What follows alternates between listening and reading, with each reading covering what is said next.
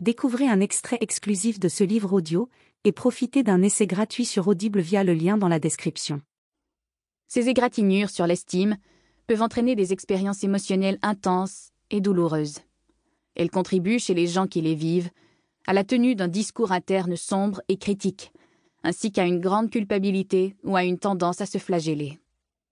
En découle une modification des attentes à son propre sujet, les aspirations étant revues à la baisse.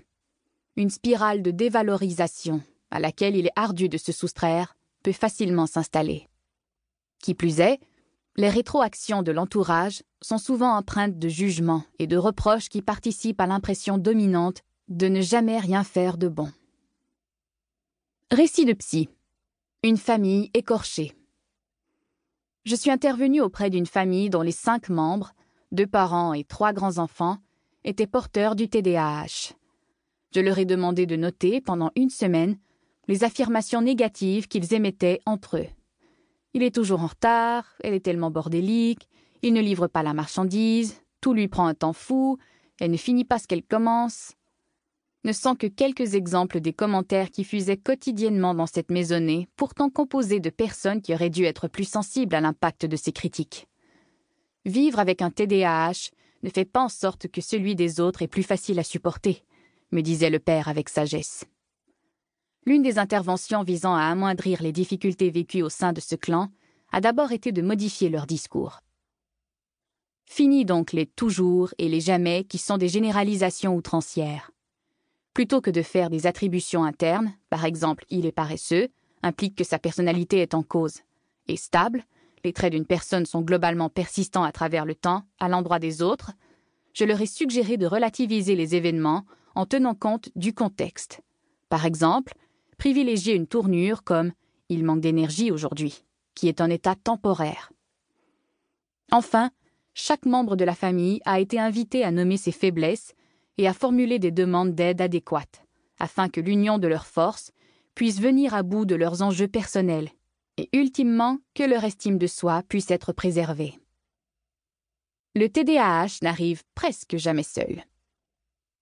Le TDAH, dans la vraie vie des grands, tend à s'afficher avec une large variété de conditions associées. Les individus porteurs de TDAH sont en effet plus susceptibles de présenter aussi des dépressions majeures, des dysthymies, des troubles bipolaires et, dans une proportion très élevée, des troubles anxieux. Il est bien entendu facile de présumer que, face aux défis occasionnés par les symptômes du trouble, les gens qui en sont atteints doivent nécessairement user leurs ressources au quotidien et encaisser des difficultés de façon chronique. Même lorsque ce trouble est traité avec la médication ou compensé grâce à des stratégies comportementales, des symptômes résiduels demeurent.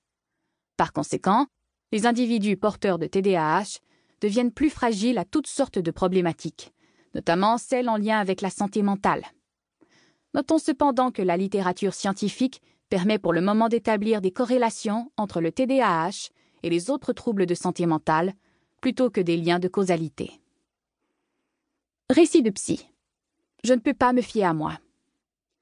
Un cégepien reçu en consultation pour une évaluation psychologique m'expliquait à quel point ses difficultés à rester vigilant en classe devenaient pour lui une source d'angoisse. Je dois souvent demander à l'étudiant assis près de moi où nous sommes rendus dans le cahier d'activité, parce que j'étais absent d'esprit quand l'enseignant a donné la directive. J'apprends aussi régulièrement à la dernière minute les dates des examens en discutant avec mes amis qui ont pourtant assisté au même cours que moi.